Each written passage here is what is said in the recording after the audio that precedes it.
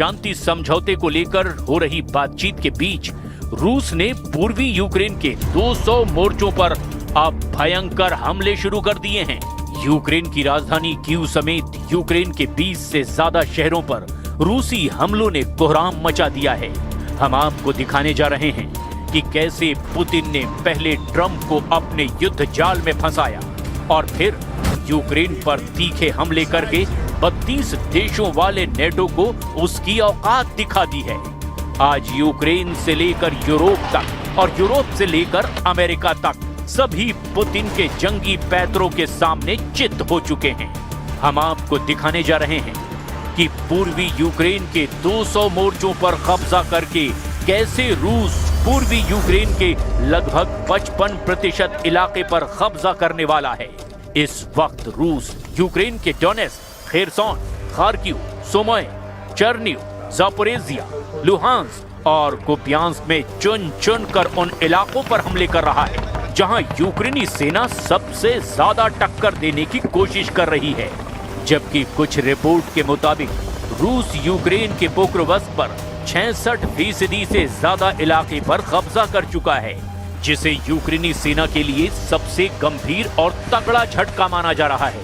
हैरानी की बात तो ये है कि हारते यूक्रेन को जिताने के लिए यूरोप और नेटो के 10 से 12 देश अभी भी एड़ी चोटी का जोर लगा रहे हैं, जिसमें नेटो देश Germany, France, Britain, Poland, 3 Baltic देश हर हाल में रूस की जीत को रोकने की कोशिश में जुटे हैं। लेकिन इस जंगी चक्रव्यूह की हम शुरुआत करते हैं यूक्रेन पर रूस के तूफानी हमलों से, जिसने यूक्रेन के पूर्वी मोर्चों का कचूमर निकाल कर रख दिया है। 200 मोर्चों पर रूस का तूफान चीर डाला पूर्वी यूक्रेन। हम आपको पिछले 24 घंटे में रूसी हमलों का वो सच दिखाने जा रहे हैं जिससे साबित हो रहा है कि रूस शांति समझौते से पहले ज्यादा से ज्यादा पूर्वी यूक्रेन के इलाकों पर कब्जा करना चाहता है। दावा तो यहां तक किया गया कि अमेरिकी राष्ट्रपति ट्रंप से मिले संकेतों के दम पर रूस ने यूक्रेन पर हमले 10 से 15 गुना तेज कर दिए हैं। आखिर यूक्रेन की आड़ में अमेरिका रूस के साथ कौन सा खेल खेल रहा है? पहले आप ये देखिए, रूस ने 24 घंटे में यूक्रेन पर कहां-कहां और कितने हमले किए हैं। पिछले 24 घंटे में रूसी सेना ने पूर्वी यूक्रेन के कम से कम 8 बड़े इलाकों पर तूफानी हमले किए हैं। दावों के मुताबिक यूक्रेन में लड़ाई तेज होने के साथ ही एक दिन में 200 से ज्यादा झड़पें हुई हैं। यूक्रेन की सेना का कहना है कि पिछले 24 घंटों में 216 मुठभेड़ें हुई है, जो पिछले हफ्तों में सबसे भीषण जंग है। दावों के मुताबिक रूस ने 41 हवाई हमले किए, 100 से ज्यादा गाइडेड बम से हमले किए, 3100 से ज्यादा आत्मघाती ड्रोन से हमले किए। यूक्रेनी ठिकानों और कस्बों पर लगभग 3000 तोप के गोले दाग दिए गए। कई मोर्चों पर यूक्रेनी और रूसी सेना के बीच आमने सामने की जंग हो रही है, जिसमें स्लोबोजांस्की, कुपियांस्क, लाइमन, क्रामाटोर्स्क, कोस्टियांटिनिवका, पोक्रोवस्क, होलियापोल और ओरिखीव में भी भीषण लड़ाई और बड़ी झड़पें हुई है। सेना ने आगे बताया कि लीमन और पोक्रोवस्क में सबसे ज्यादा खूनी हमले हुए हैं। यूक्रेनी सेना का ये दावा है कि रूस को काफी नुकसान हुआ है। पिछले 24 घंटे में अकेले पोक्रोवस्क क्षेत्र में 126 रूसी सैनिक मारे गए या फिर घायल हुए। यूक्रेन की सेना ने कहा कि सबसे भीषण लड़ाई जापोरेजिया के दक्षिण पूर्वी क्षेत्र के रणनीतिक शहर होलियापोल में हुई है, जहां रूसी गोलाबारी और ड्रोन हमलों में वृद्धि के बीच में सेनाएं जमीन से हर मीटर के लिए संघर्ष कर रही हैं। यूक्रेनी सशस्त्र बलों के जनरल स्टाफ ने दावा किया कि उनके बलों ने पिछले दिन 1140 रूसी सैनिकों को मार डाला या फिर घायल कर दिया। यूक्रेनी सेना ने यह भी दावा किया है कि उसने पिछले 24 घंटे में एक रूसी टैंक, 3 बख्तरबंद लड़ाकू वाहन, 21 तोपखाना इकाइयां, 214 ड्रोन और 2 विमान भी नष्ट कर दिए। अगर रूसी हमलों को लेकर पिछले 60 दिनों के आंकड़ों पर नजर डालें तो 28 सितंबर 2025 से 27 नवंबर 2025 तक रूसी हमलों में बेतहाशा बढ़ोतरी देखी गई है, जिसमें रूस ने मिसाइलों और ड्रोनों का रिकॉर्ड तोड़ इस्तेमाल किया है। यूक्रेनी वायुसेना के मुताबिक रूस ने पिछले 60 दिनों में 10,000 से ज्यादा ड्रोन हमले के लिए इस्तेमाल किए हैं, जिसमें से 70% रूस के शाहिद ड्रोन का इस्तेमाल किया गया, जबकि अलग अलग तरह के 500 से ज्यादा क्रूज और बैलिस्टिक मिसाइलों से रूस ने यूक्रेन पर पिछले 60 दिनों में हमला किया है। ये आंकड़े यूक्रेन के आधिकारिक रिपोर्ट्स पर आधारित हैं। रूस का दावा है कि ये हमले यूक्रेन की सैन्य क्षमता को कमजोर करने के लिए है, लेकिन यूनाइटेड नेशन की मानवाधिकार निगरानी मिशन के मुताबिक ये नागरिकों पर अनुपातहीन प्रभाव डालते हैं और 2025 में कीव में नागरिक मौतों में 2024 की तुलना में 4 गुना बढ़ोतरी हुई है। राष्ट्रपति जेलेंस्की ने इसे आतंकवादी हमले करार दिया। Значит, мы до сих пор получаем заходы о прекращении боевых действий там. Войска Украины уйдут из занимаемых ими территорий. Вот тогда и прекратятся боевые действия. Не уйдут, ми доб'ємося этого вооруженным путем. От. Зараз я чую, що розвідки партнерів дають їм інформацію, що російська позиція стала заходити, в тому числі через деяких суб'єктів з України. Це точно не допомагає. Є наша державна позиція, є українська гідність. Рухатись треба так, щоб її посилити, а не підважити. Розраховую, що мене почують зараз ті, кого це стосується. रूसी हमलों से यूक्रेनी शहरों में हाहाकार मचा हुआ है।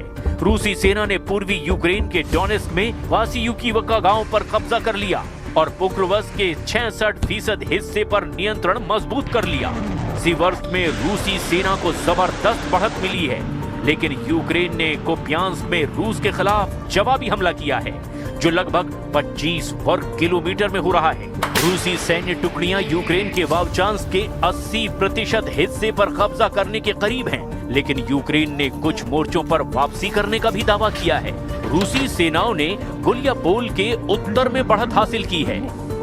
Нас угрозой по-прежнему остается и стремление НАТО затащить в свою орбиту Украину. Членство этой страны в агрессивном военном альянсе, который провозгласил своей целью, так сказать, Россию, назвав ее угрозой безопасности во всех операционных средах, для нас неприемлемо. Я повторю еще раз, потому что суть деятельности НАТО – это противодействие нашей стране. रूस यूक्रेन युद्ध खत्म करने के अमेरिकी राष्ट्रपति डोनाल्ड ट्रंप के विवादास्पद योजना पर यूक्रेन के राष्ट्रपति जेलेंस्की भड़क गए हैं।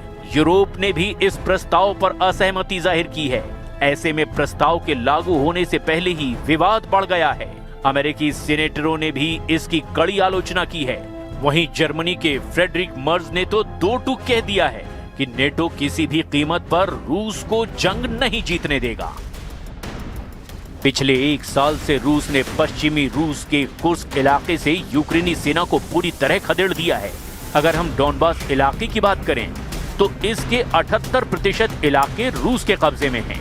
डोनेस्क और लुहांस्क को मिलाकर पूरा डॉनबास पूर्वी यूक्रेन में आता है। यहाँ पर रूस की जबरदस्त बढ़त है और ऐसे हालात में अब रूस ने एक बार फिर से कुर्स्क इलाके में उत्तर कोरिया के सैनिकों को जंग में उतार दिया है। नॉर्थ कोरिया की सेना रूस के लिए यूक्रेन के खिलाफ न केवल युद्ध कर रही है, बल्कि वो कुर्स्क क्षेत्र में बारूदी सुरंगों को भी हटा रही है। इस मदद पर रूसी सेना ने किम जोंग उन की आर्मी को थैंक यू कहा है। उसने कहा कि वो बहुत बहादुर हैं और हम इस मदद को कभी नहीं भूलेंगे। रूस और नॉर्थ कोरिया का आपसी सहयोग एक नई ऊंचाइयों तक पहुंच रहा है। कोरिया न सिर्फ रूस की रक्षा क्षेत्र में मदद कर रहा है, बल्कि वो खतरों से भी खेल रहा है। उत्तर कोरियाई सैनिकों ने रूस के पश्चिमी कुर्स्क क्षेत्र में यूक्रेनी घुसपैठ को रोकने में मदद की थी। अब वो उस क्षेत्र में बारूदी सुरंगों को हटाने में एक महत्वपूर्ण भूमिका निभा रहे हैं। रूसी रक्षा मंत्रालय के द्वारा जारी वीडियो में उत्तर कोरियाई सैनिकों को विभिन्न प्रकार की बारूदी सुरंगें और उनका पता लगाने वाले उपकरण चलाते हुए दिखाया गया। दोनों देशों के बीच पारस्परिक रक्षा समझौते के तहत उत्तर कोरिया ने पिछले साल लगभग 14,000 सैनिक रूस के साथ लड़ने के लिए कुर्स्क भेजे थे। दक्षिण कोरिया यूक्रेनी और पश्चिमी सूत्रों के अनुसार एक न्यूज एजेंसी ने बताया कि इसमें 6000 से ज्यादा मारे गए हैं। अगस्त 2024 में यूक्रेनी सैनिक पश्चिमी कुर्स्क क्षेत्र में दाखिल हुए थे और महीनों तक उस पर कब्जा बनाए रखा। आखिरकार अप्रैल 2025 में उन्हें बाहर कर दिया गया। इस पर रूसी राष्ट्रपति व्लादिमीर पुतिन ने कहा था कि रूसी बलों ने उत्तर कोरियाई सैनिकों की मदद से उन्हें बाहर खदेड़ा है। अब कुर्स्क में फिर से रूसी सैनिकों के साथ मिलकर उत्तर कोरिया ने मोर्चा खोल दिया है।